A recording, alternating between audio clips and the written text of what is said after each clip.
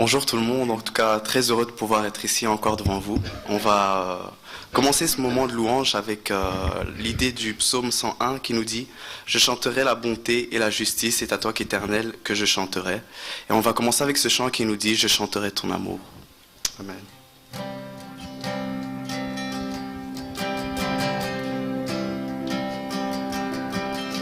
Je chanterai ton amour pour toujours.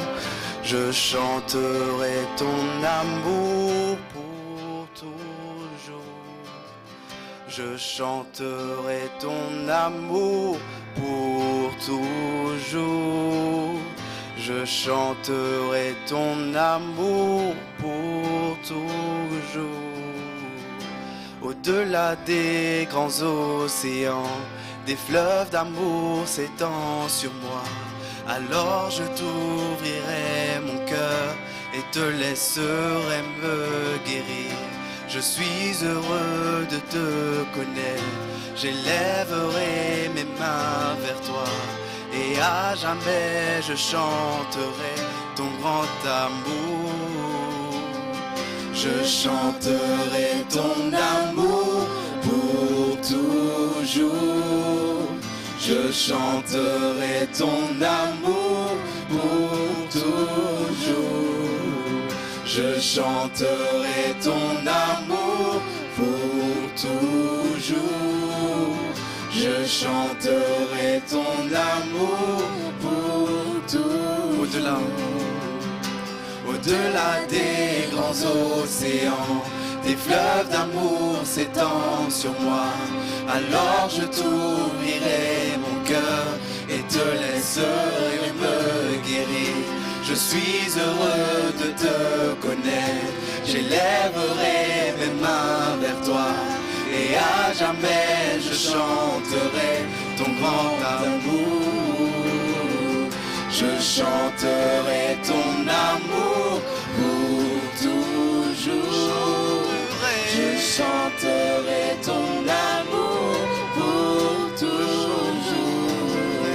Je chanterai ton amour pour toujours.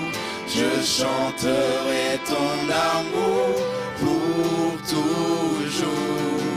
Chantons oui béni. Oui, bénis l'Éternel, oh mon âme, et glorifie son nom. Chante plus que jamais, oh mon âme, je glorifierai ton nom. Voici l'aurore. Voici l'aurore, le jour se lève. Tout à nouveau, je veux chanter. Malgré les circonstances et ce qui pourrait m'attendre. Le soir encore, je te chanterai.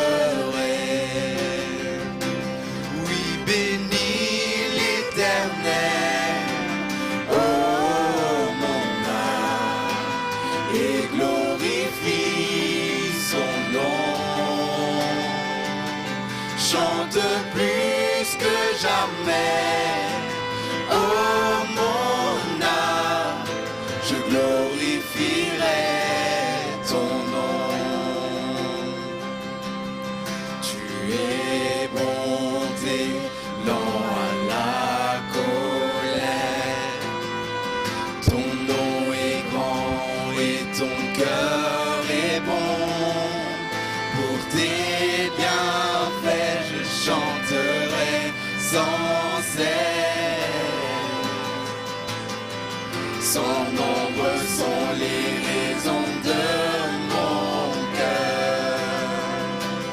Oui, bénis l'Éternel, oh mon âme, et glorifie son nom.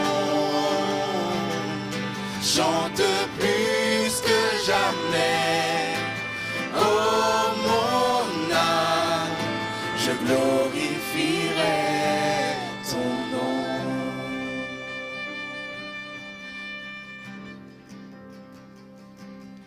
En ce jour, faibliront mes forces. Cette heure approche où viendra la fin.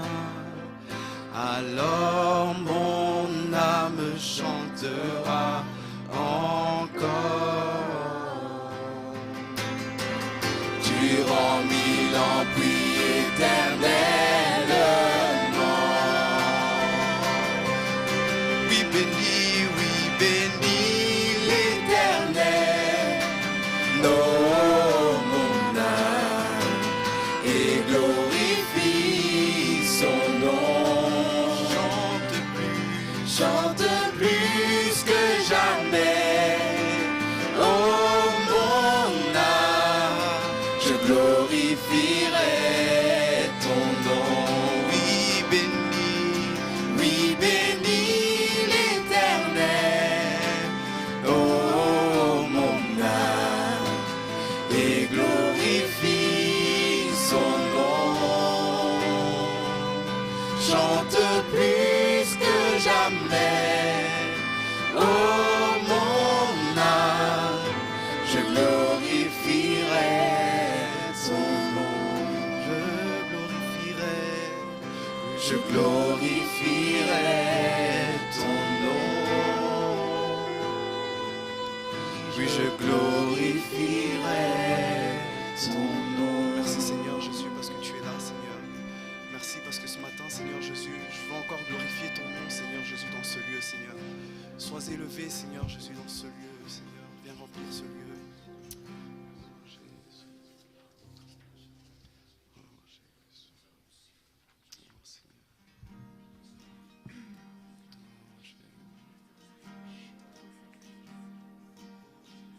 Oui,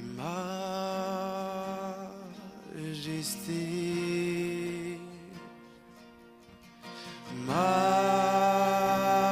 Majesté, ta grâce m'a pris tel que je suis. Oui, sans valeur, mais pour toi, perle de prix. Chantons majesté. Majesté.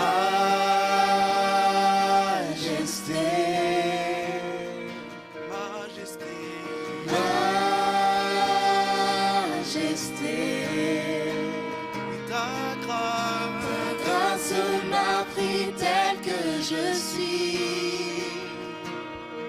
sans valeur, mais pour toi, perle de prix.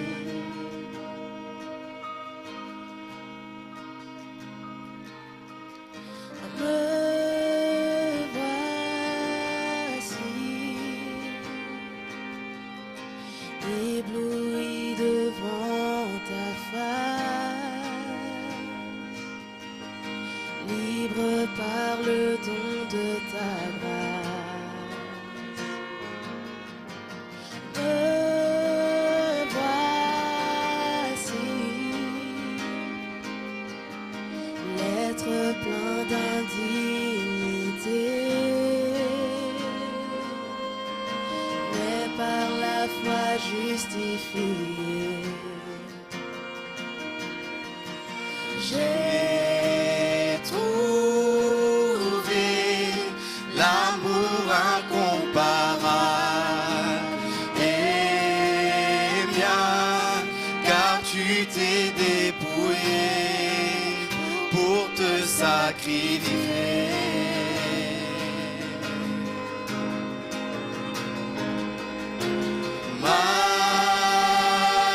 Majesté.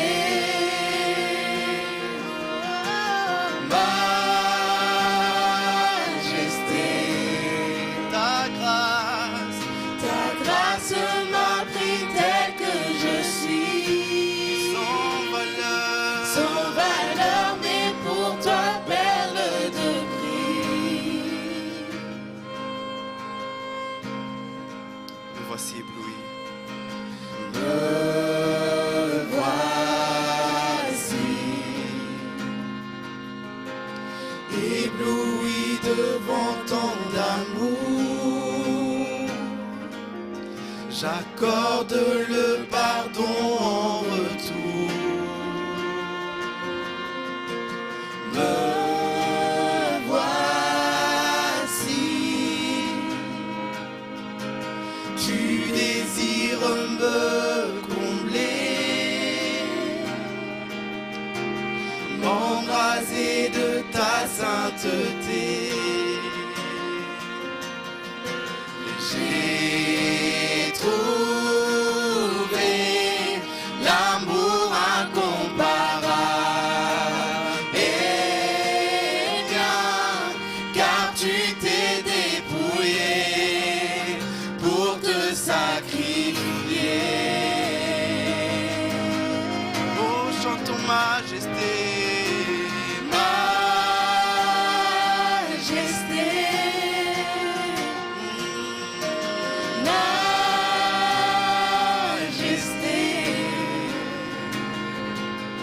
Ta grâce m'a pris tel que je suis, sans valeur, mais pour toi, perle de vie. Chantons majesté. Majesté.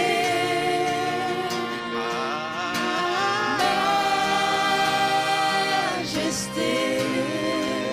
Ta grâce. Ton amour, je suis transformé en présence de ta majesté. Chantons majesté. Majesté.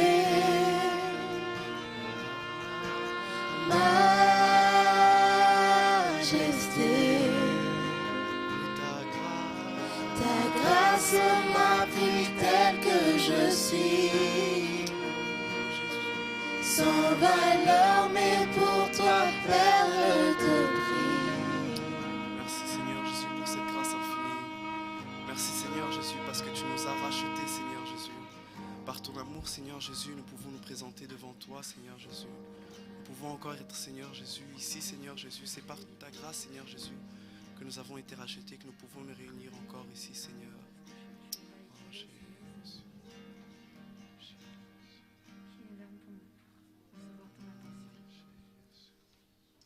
Merci Seigneur de prendre soin de nous, d'être à nos côtés et de t'être donné pour nous.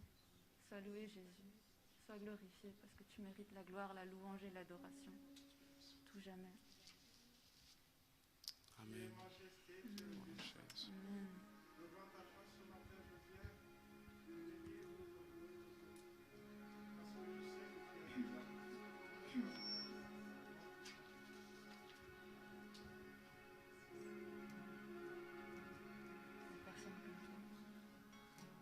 Amen.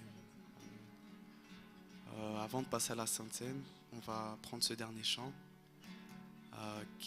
C'est un nouveau chant, il est simple, il s'appelle Pur, c'est de Hillsong, qui nous dit « Son sang si précieux nous a pardonné, il nous rend plus blancs que neige, il fait battre en retraite notre péché et notre honte, et par cette alliance il nous restaure. » Amen.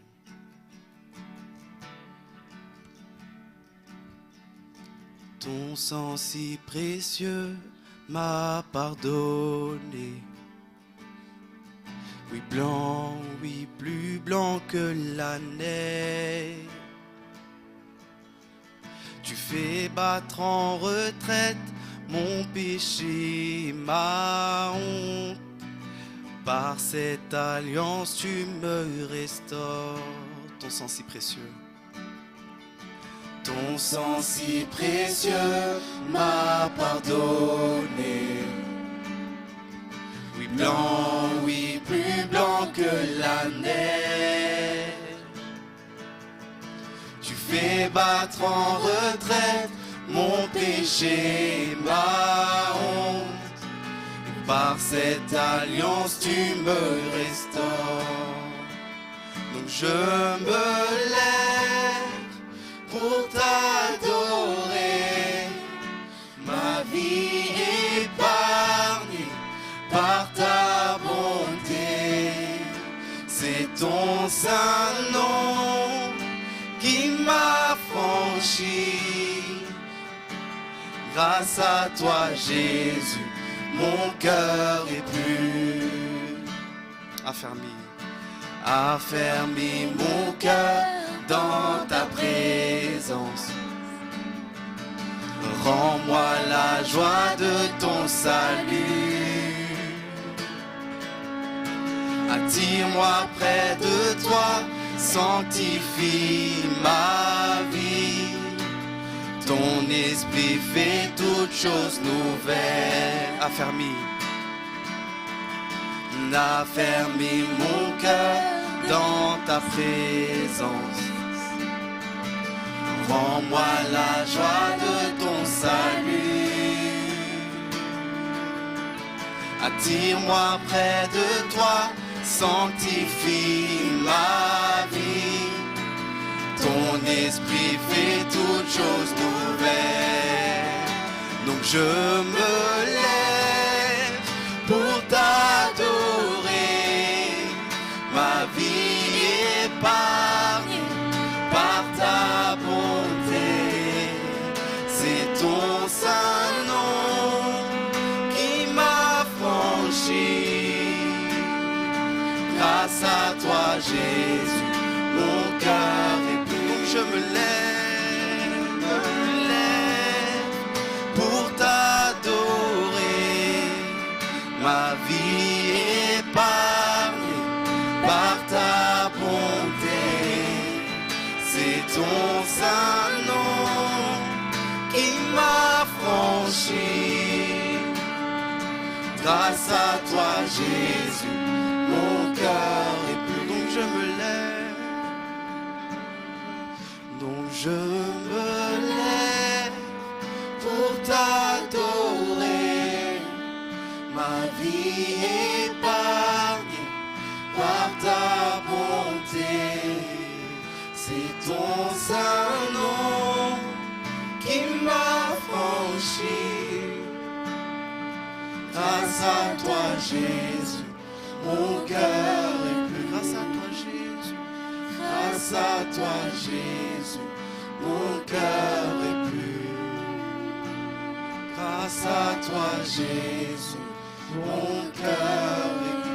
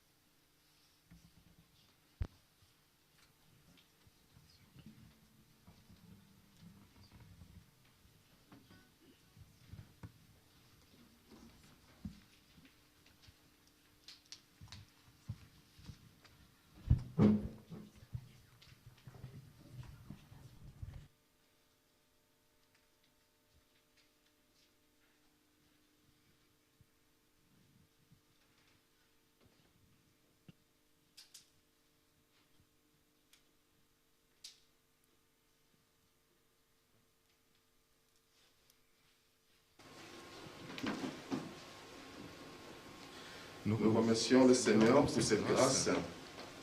En mettant les gants tout à l'heure, je me dis, mes mains sont cachées, mais sa parole sera ouverte. Ma bouche est derrière un masque, mais je chanterai sa louange. Amen. Nous allons lire un passage dans Psaume 117. Psaume 117.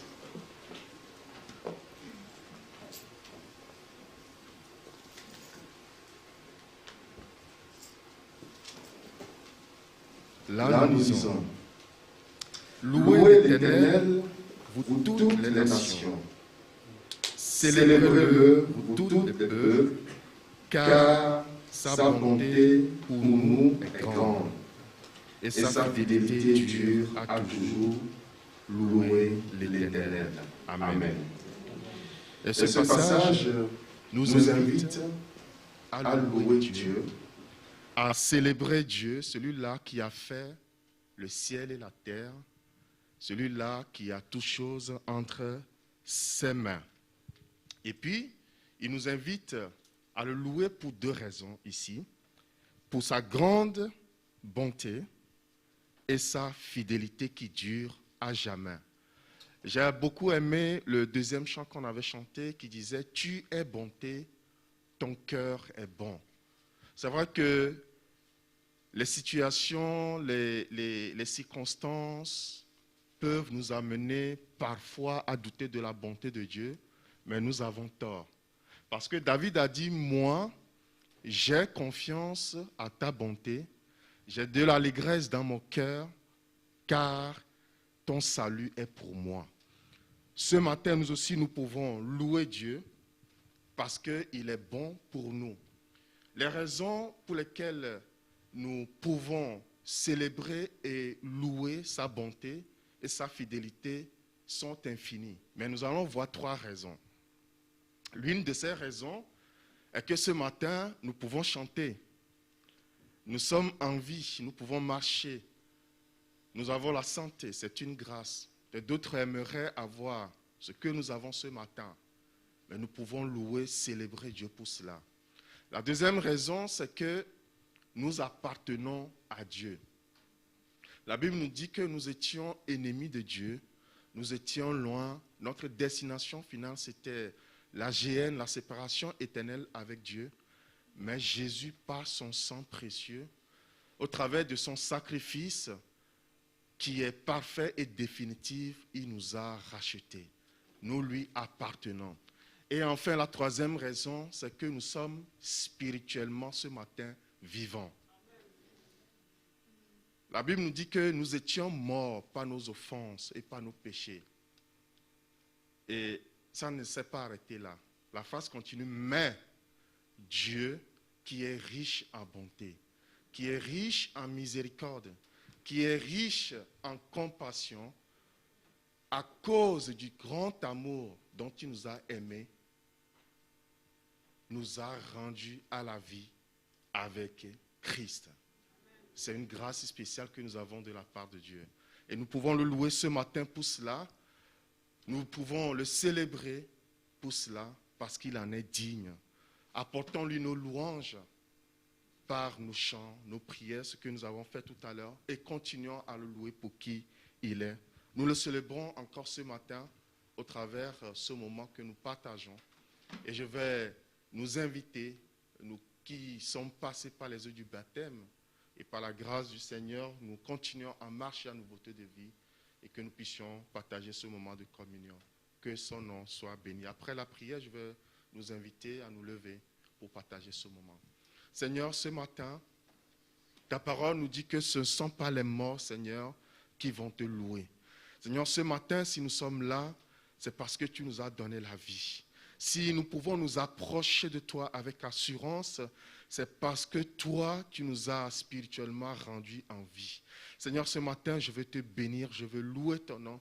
Merci pour cette œuvre merveilleuse que tu as accomplie à la croix, pour que ce matin, nous puissions, Seigneur, nous approcher de toi. Merci pour tout, notre Dieu.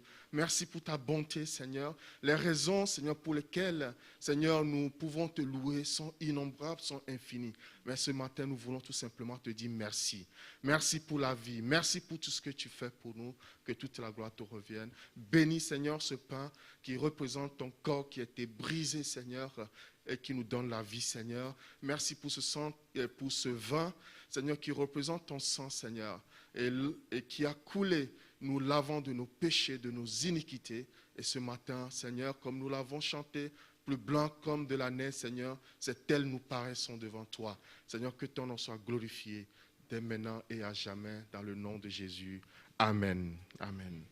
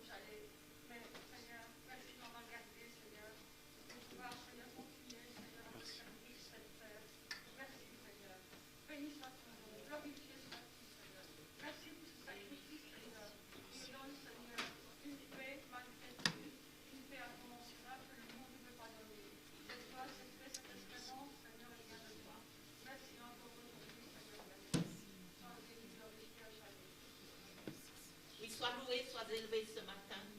Tu es digne de louange.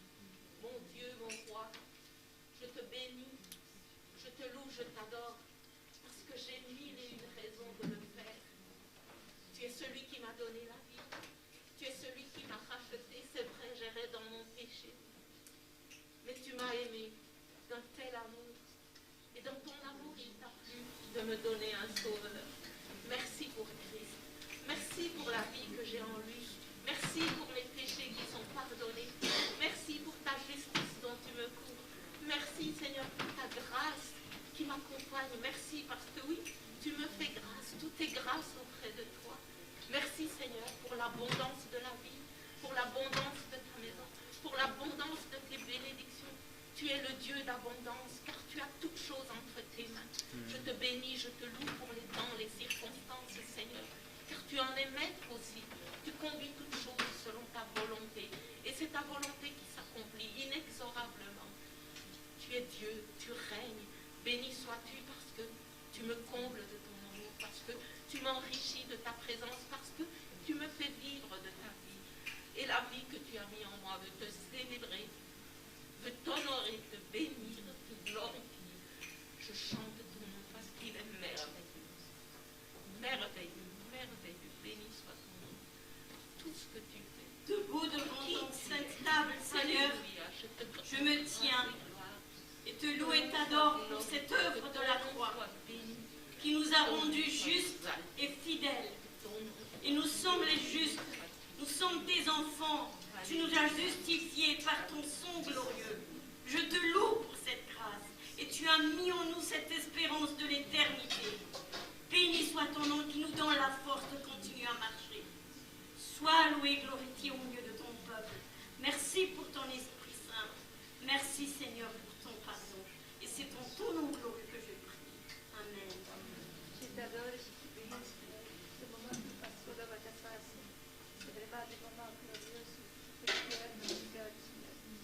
Tu es plus puissant, tu aimes, car tu es pas tu t'adores et tu bénis, Seigneur, parce que tu es béni, Jésus. Et voilà, mais qui loue et qui glore chaque instant avec nous, Seigneur.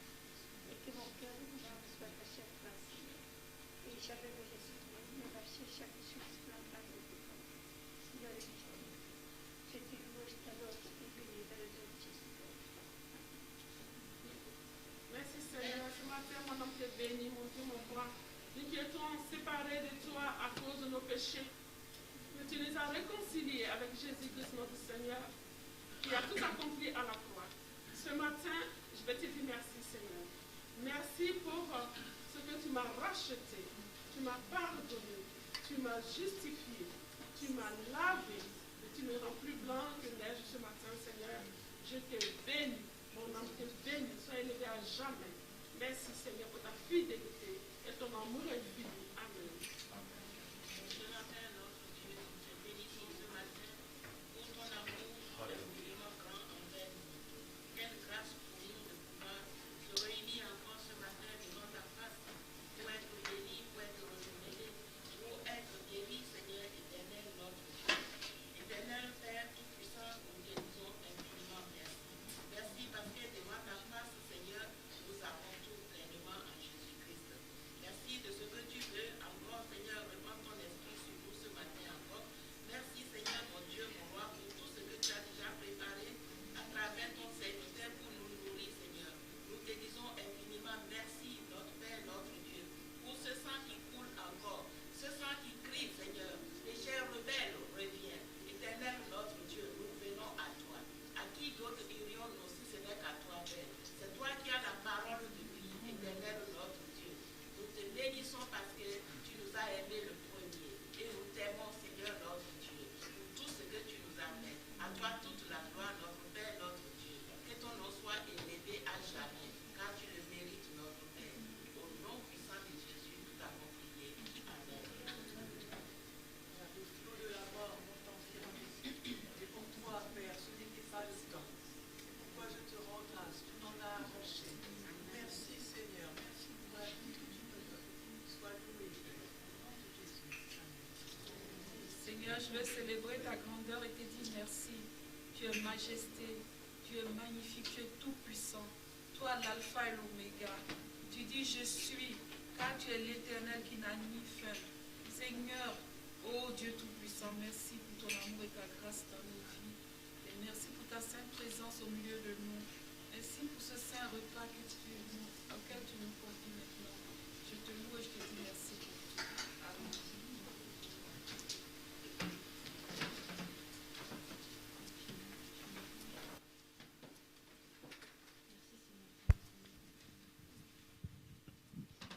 Béni soit le Seigneur. Avant de laisser la place au pasteur pour le message, donc un petit rappel pour les offrandes. Donc il y a 2 troncs, il y a un à la sortie, il y a un au mur. Donc prenez les enveloppes et voilà, et vous faites ce que vous devez faire. Que le Seigneur vous bénisse. Amen.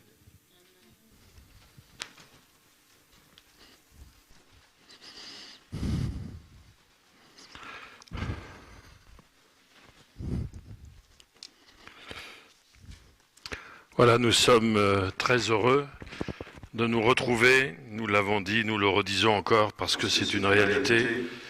Béni soit Dieu pour la louange, les prières, les louanges qui sont montées vers le Seigneur. Nous allons ouvrir la parole de Dieu, mais avant cela, nous aimerions saluer, s'il y en a au milieu de nous, des personnes qui seraient là pour la première fois ou qui sont déjà venues mais qui n'ont pas encore été présentées, puisque voilà, on n'a pas forcément refait les mêmes choses dès le départ.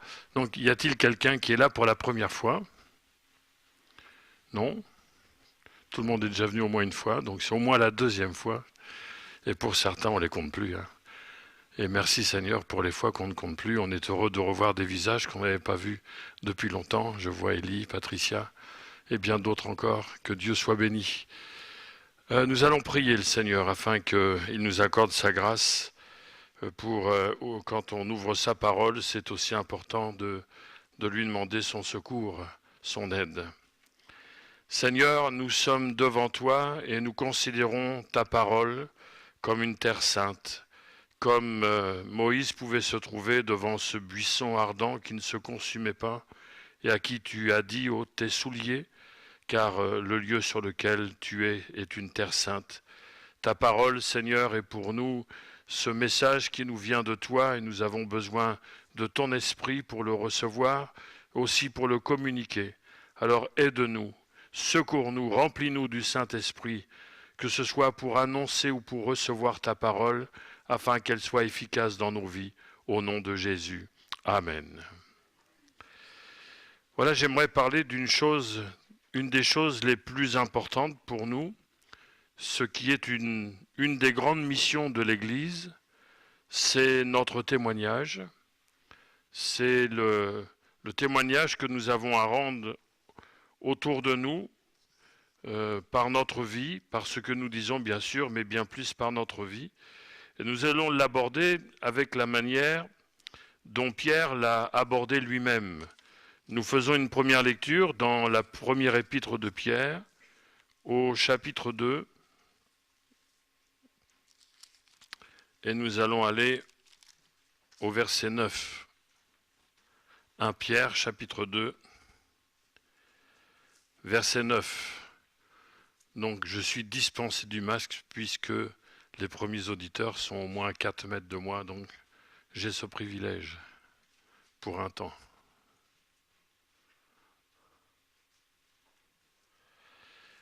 1 Pierre, chapitre 2, verset 9.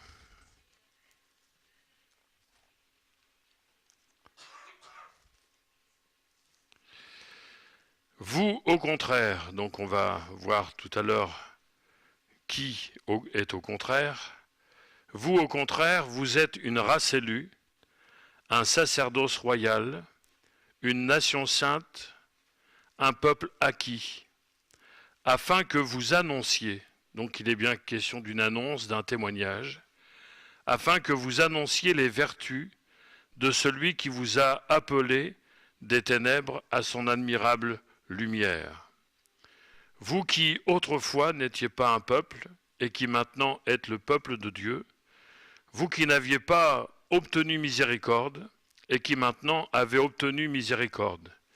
Bien-aimés, je vous exhorte comme étrangers et voyageurs sur la terre, à vous abstenir des convoitises charnelles qui font la guerre à l'âme. Ayez au milieu des païens une bonne conduite, afin que là même où ils vous calomnient comme si vous étiez des malfaiteurs, ils remarquent vos bonnes œuvres et glorifient Dieu au jour où il les visitera. Amen. Il est très important que nous prenions conscience de qui nous sommes, afin aussi de prendre conscience de la manière avec laquelle nous devons vivre. Vous savez que le monde parle de l'image de soi, et il est même très fort pour cela. Et parfois, c'est même exagéré. On compte surtout sur l'image que l'on peut donner de soi, même si la réalité est tout à fait contraire. En ce qui concerne le chrétien, il n'est pas du tout de la même manière. Enfin, nous ne voulons pas vivre l'image de soi de la même manière que le monde vit, mais il est important que l'image que nous donnons de nous soit une réalité, c'est-à-dire soit conforme à la réalité, conforme à la volonté de Dieu. Quelle image je donne de moi-même en tant que chrétien? Quelle image je donne de l'Église? Et je dirais aussi, au travers de mon comportement, ceux qui me voient vivre vont recevoir quelle image de Jésus, puisque nous sommes ses disciples, c'est-à-dire censés lui ressembler, censés le suivre.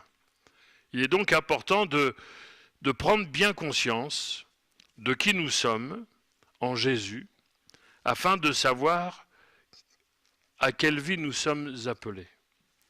Et l'apôtre Pierre va décliner ce que nous sommes et ce que nous devons vivre. Et il commence en disant « vous au contraire », c'est-à-dire au contraire de ceux qu'il appelle les incrédules, de ceux qui n'ont pas cru, de ceux qui n'ont même pas la foi, de ceux qui n'ont pas reçu Jésus, et il dit, mais ceux qui n'ont pas reçu Jésus, la pierre principale de l'angle, ils se heurtent sur lui.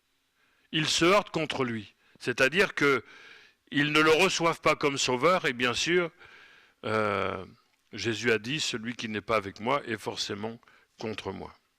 Alors vous, au contraire, c'est-à-dire, on doit être le contraire, on doit se différencier à tel point qu'on est le contraire des incrédules, de ceux qui n'appartiennent pas à Jésus.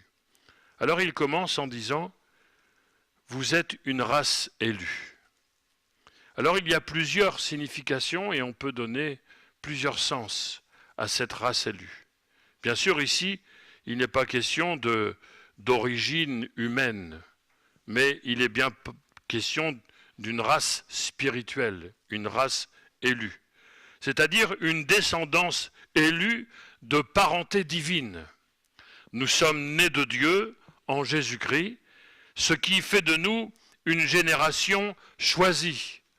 Non pas une génération choisie par rapport aux autres, en disant bah, « Dieu m'a choisi et pas toi ». Non. Dieu aime tout le monde, il veut que tout le monde soit sauvé. Mais quand il parle d'une génération choisie, c'est-à-dire ce sont ceux qui ont répondu à son appel. Dieu a choisi d'aimer tout le monde. Dieu a choisi d'aimer le monde entier. Mais seuls ceux qui ont répondu à son appel en Jésus ont accepté d'entrer et de faire partie de cette génération suivie, puisqu'il y a d'un côté les incrédules et il y a ceux qui ont cru. L'honneur est pour vous donc qui croyez, dit l'apôtre Pierre au verset 7. Donc, nous avons accepté de faire partie de cette génération choisie, c'est-à-dire d'une race élue. Nous sommes de parenté divine. Ensuite, après la naissance, la nouvelle naissance qui fait de nous une race élue, il parle d'un sacerdoce royal, c'est-à-dire des serviteurs du roi. Dans l'Ancien Testament, c'était réservé à une seule famille, à la famille d'Aaron et de ses fils. Ils étaient sacrificateurs, souverains sacrificateurs. C'était une lignée qui qui avait ce privilège, mais aussi cette responsabilité de servir au sanctuaire et jusque dans le lieu très saint pour le souverain sacrificateur. Mais dans la nouvelle alliance, c'est-à-dire en Jésus-Christ, ce n'est plus une seule famille qui a le privilège de servir Dieu, mais tous les chrétiens sont appelés à servir Dieu. Nous sommes tous des serviteurs et des servantes de Dieu. Donc il faut déjà se demander, qu'est-ce que je fais pour Dieu? Parce que ça fait partie du témoignage, ça fait partie de la vie que nous devons avoir pour annoncer les vertus. Mais on va y revenir. C'est le livre de l'Apocalypse qui commence ainsi et qui rappelle l'œuvre que Jésus a faite à celui qui nous aime, qui nous a délivrés de nos péchés par son sang et qui a fait de nous un royaume des sacrificateurs pour Dieu, son Père.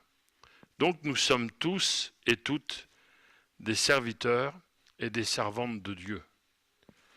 Et nous avons tous quelque chose à faire dans le royaume de notre Père, celui qui nous a rachetés par le sang de Jésus. Le souverain sacrificateur apportait des sacrifices et des offrandes. Les sacrifices et les offrandes que le croyant apporte, c'est sa louange, c'est son adoration, mais c'est aussi le service que nous lui rendons. Le service pour Dieu n'est pas réservé à quelques personnes dans l'Église, mais c'est l'appel que chacun a reçu de la part du Seigneur. Mon frère, ma sœur, si tu ne fais rien pour le Seigneur, c'est un problème.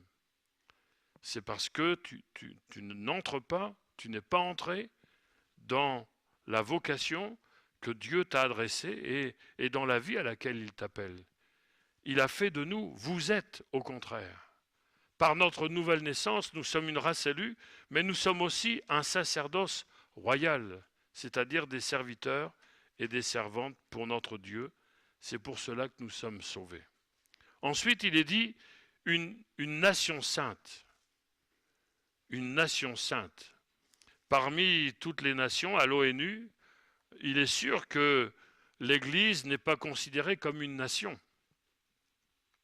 Pourtant, Dieu la considère comme une nation. Cette nation est souvent méprisée par notre monde. Cette nation est souvent persécutée par notre monde. On parle beaucoup des guerres, mais on ne parle pas beaucoup des persécutions, qui est quand même une guerre du monde contre l'Église, qui est quand même une guerre de Satan contre Dieu, contre Jésus. Nous sommes une nation, mais pas n'importe laquelle. Nous sommes une nation sainte. En Jésus-Christ, nous sommes une nation sainte, c'est-à-dire un peuple séparé, un peuple mis à part.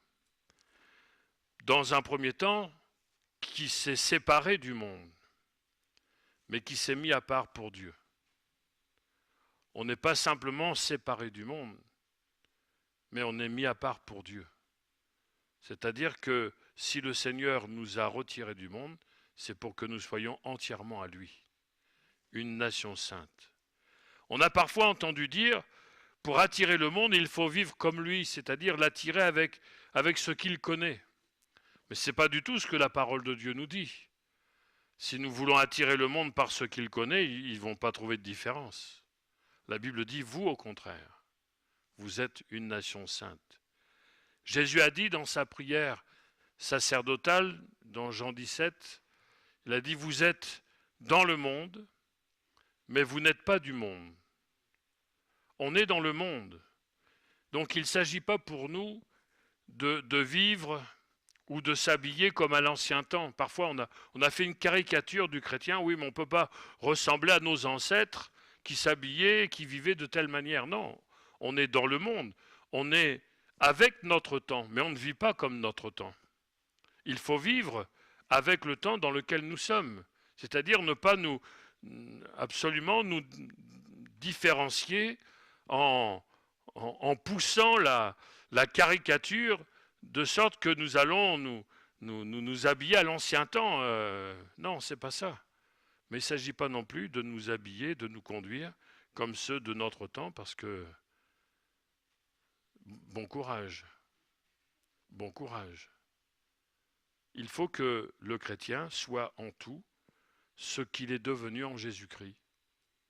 Une race élue, un sacerdoce royal, une nation sainte. L'apôtre Paul dit de son côté, ne vous conformez pas au siècle présent.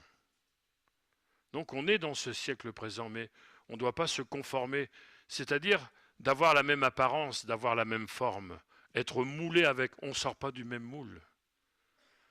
En Jésus-Christ, nous avons été refaçonnés, nous avons été recréés spirituellement, moralement. Et l'apôtre continue en disant ceci, ne vous conformez pas donc au siècle présent, mais soyez transformés par le renouvellement de l'intelligence. Ça, c'est l'action de l'Esprit dans notre cœur. Il nous transforme intérieurement, le renouvellement de l'intelligence. C'est-à-dire que il nous donne de comprendre les choses de Dieu, ce que Dieu attend de nous. Ce n'est pas une intelligence pour pouvoir apprendre, même si Dieu nous aide, et je crois que Dieu aide les étudiants dans leurs études pour leur donner ce qu'il faut.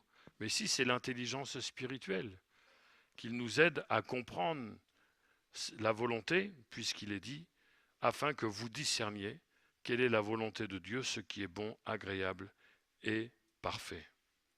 Et pour cela, l'apôtre Paul dit qu'il faut offrir notre corps comme un sacrifice vivant, saint, agréable à Dieu.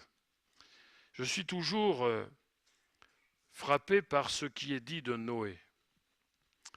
Parce que en même temps, quand Dieu parle de l'époque de Noé, il en fait un tableau catastrophique. Les gens, les hommes de son temps ne pensaient qu'au mal. Il y avait de la violence sur la terre. Leurs pensées n'étaient dirigées que vers le mal.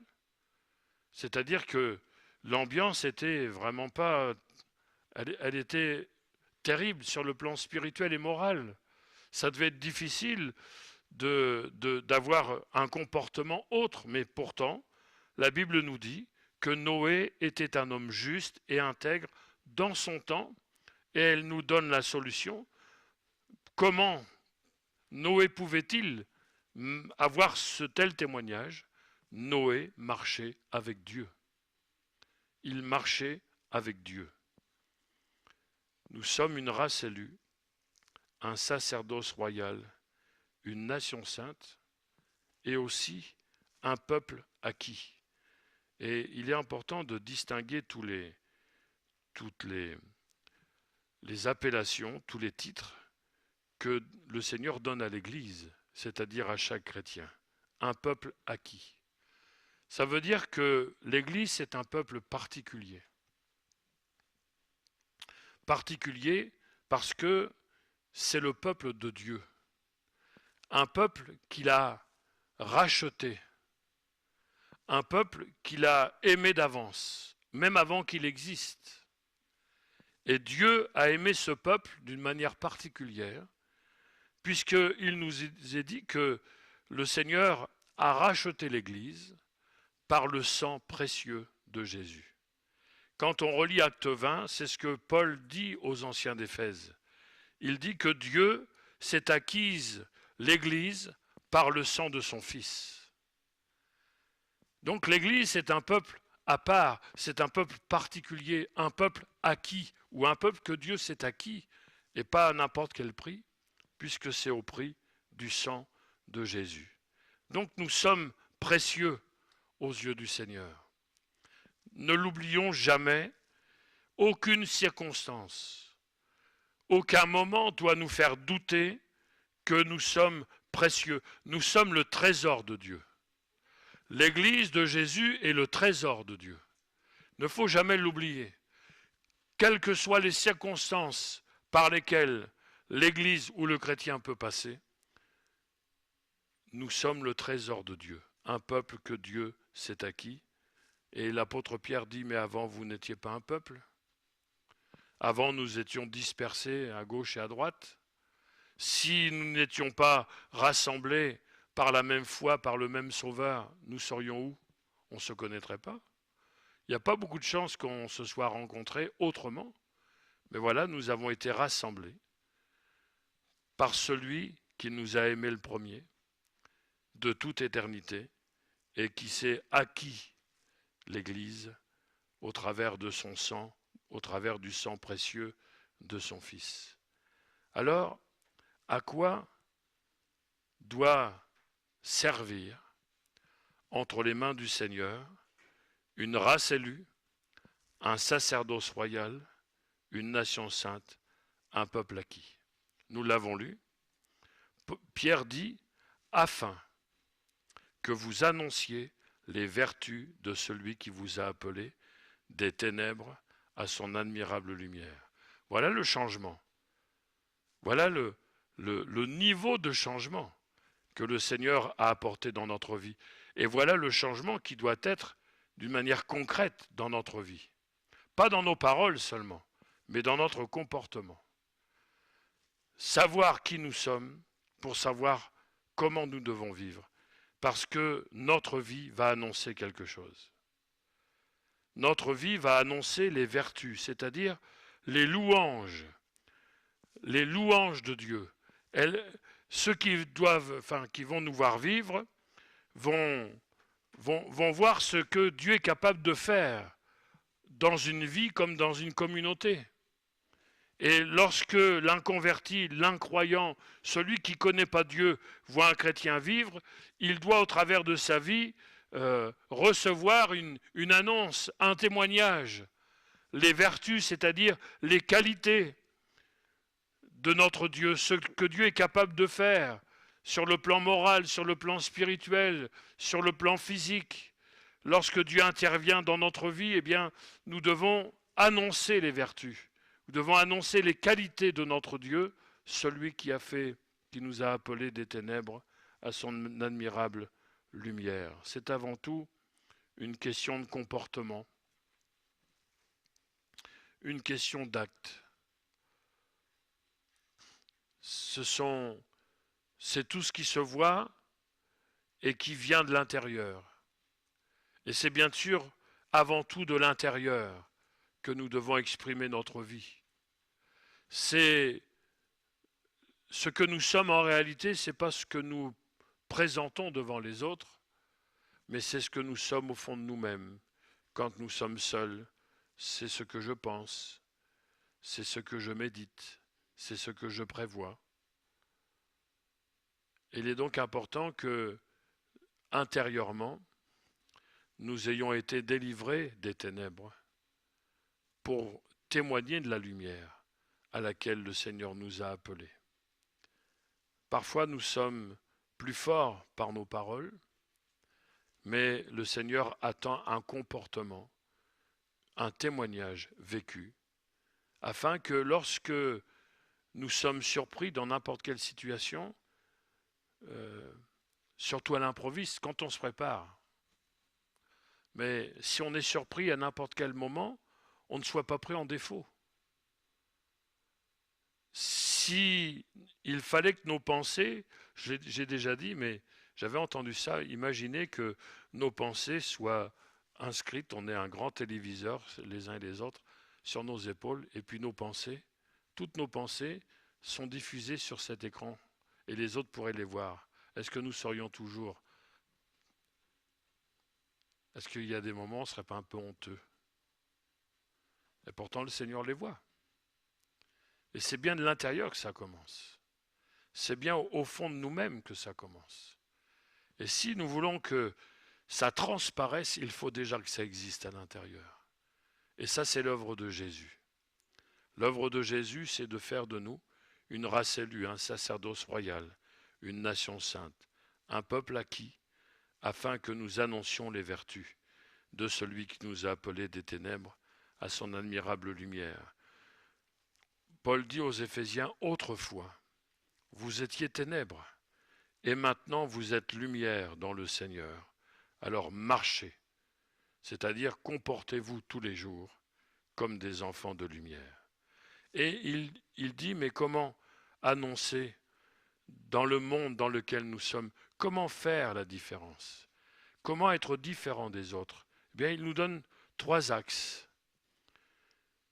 Il dit, je vous exhorte comme étrangers voyageurs sur la terre. Déjà, ça c'est une introduction pour bien nous rappeler que notre vie doit témoigner de notre espérance. C'est-à-dire que ceux qui sont parfois autour de nous, alors ou soit ils ont une vague idée de l'espérance, ou ils se font des illusions, ou alors l'espérance c'est juste la tombe. Ils n'ont pas d'autre espérance. Et il est évident que le chrétien doit témoigner par sa vie qu'il attend une autre cité. Notre cité, elle n'est pas ici-bas, elle est permanente, elle est dans l'éternité. C'est comme les héros de la foi du chapitre 11 de l'Épître aux Hébreux, ils montraient par leur vie qu'ils attendaient une cité qui n'est pas permanente. C'est-à-dire ils avaient une espérance. Et le chrétien doit témoigner qu'il ne s'accroche pas à tout prix à ce qui est sur la terre ou aux choses de la terre, mais il vit comme un pèlerin, comme un voyageur et un étranger sur la terre. Et il dit, mais à cause de cela, il faut faire 3 choses. Premièrement, nous abstenir des convoitises charnelles, c'est-à-dire de tous ces désirs impurs qui se trouvent dans notre chair. Tout ce qui peut allumer les désirs de notre chair. Et nous savons que notre chair, il ne lui faut pas grand-chose pour que nos désirs s'allument.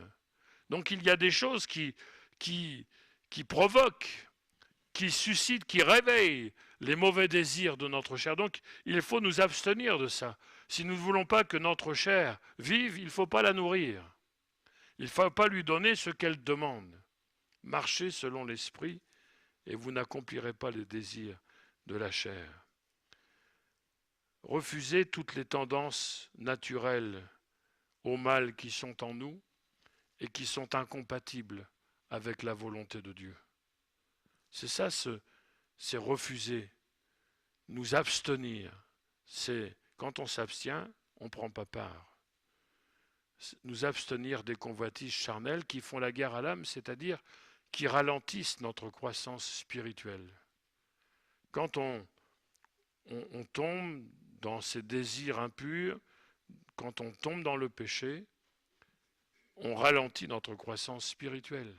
Il y a parfois des chrétiens qui ne sont pas très avancés parce qu'ils ne livrent pas le combat contre le péché.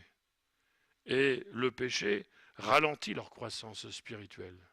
Il est donc important que nous puissions nous abstenir si nous voulons être cette race élue, ce sacerdoce royal, cette nation sainte et ce peuple acquis.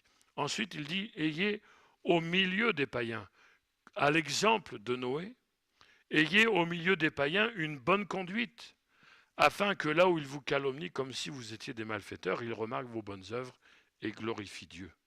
Donc avoir une bonne conduite, c'est-à-dire un mode de vie que Dieu approuve, une façon de vivre.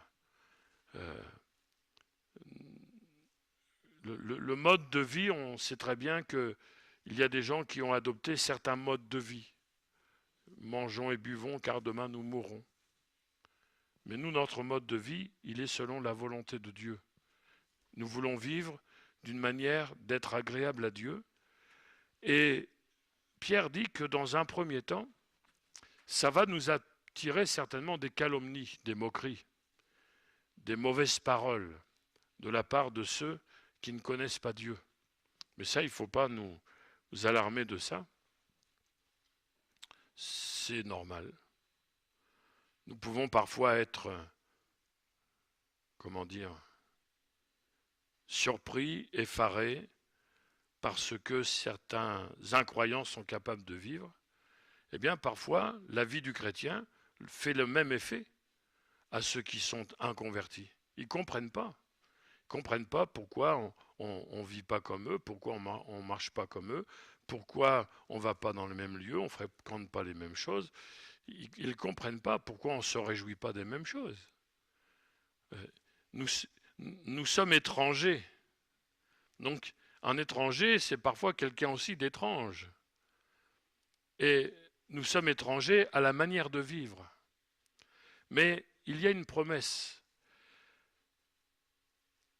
à cette troisième condition.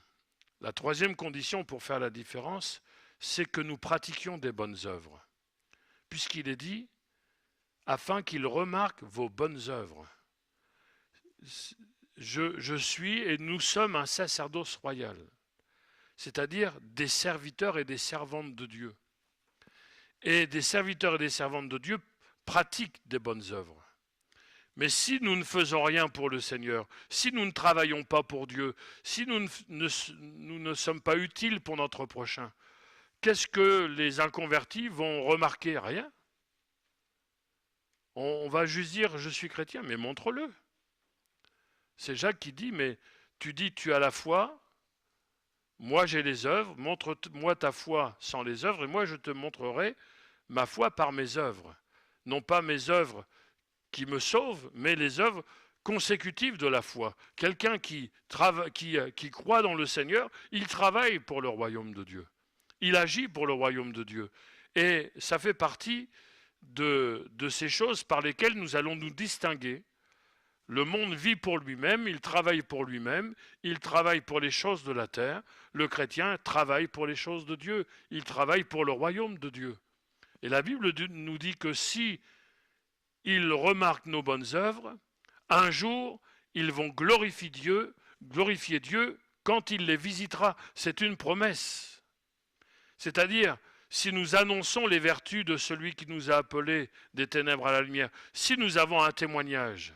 Aujourd'hui, il y a peut-être des gens qui nous calomnient à cause de ces témoignages, mais un jour, Dieu les visitera et ils se souviendront du témoignage que nous avons rendu et ils vont glorifier le Seigneur. Donc, c'est quelque chose d'important, même si aujourd'hui, parfois, on est comme des galériens, c'est pas facile, mais nous avons une espérance. Il faut tout dire, il faut tout faire dans la foi. Il ne faut pas faire les choses parce que nous attendons tout de suite du résultat, parce que là on peut se décourager, mais il faut tout dire et tout faire dans la foi. Ce que nous faisons pour Dieu, c'est une semence, un jour ça va lever. Et ceux qui aujourd'hui nous calomnient comme si nous étions des malfaiteurs, vous vous rendez compte? Un chrétien peut être traité comme un malfaiteur, alors qu'il ne fait pas les choses que le malfaiteur fait, mais parce que nous sommes étrangers, parce qu'ils ne comprennent rien, ils nous calomnient de la même manière qu'ils calomnient un malfaiteur. Et parfois, ils ne calomnient même plus un malfaiteur. Ça fait partie du décor. On libère les coupables, etc. Et cette promesse nous encourage. Alors, frères et sœurs, ne manquons pas ce qu'est le but de notre vie chrétienne. Sachons qui nous sommes, et au travers de la parole de Dieu, nous le savons, afin de savoir quelle vie nous devons mener, parce que ce sera pour la gloire de Dieu, et ce sera aussi pour le salut de ceux qui nous entourent. Que Dieu nous bénisse abondamment. Amen. Voilà, prions quelques instants.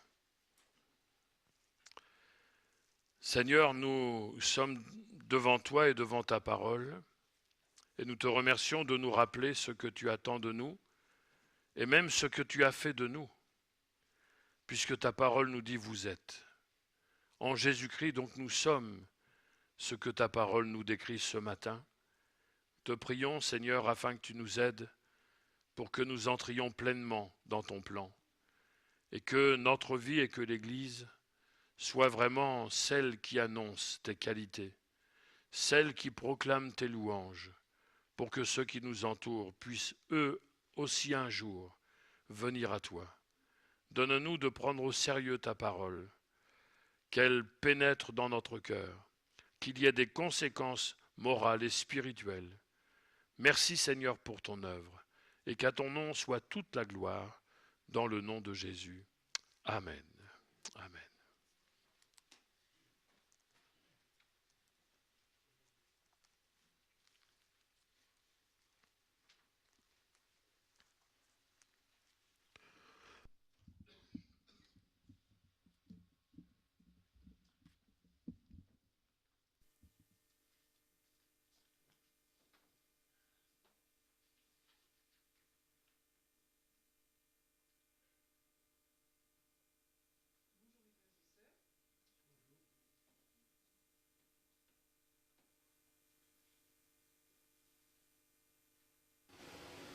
les dimanches à 9h et 11h.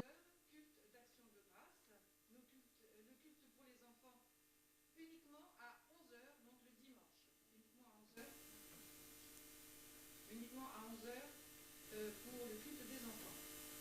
Réunion de la semaine, mardi 19h, réunion de prière. Samedi à 18h30.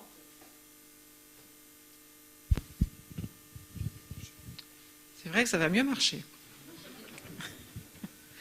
Donc samedi à 18h30, rendez-vous avec la jeunesse I7G. Et le vendredi, toutes les 2 semaines, réunion des ados à 17h30. Le prochain rendez-vous sera le vendredi 31 juillet. Concernant le service des As du ballet, seront 2 services cette semaine.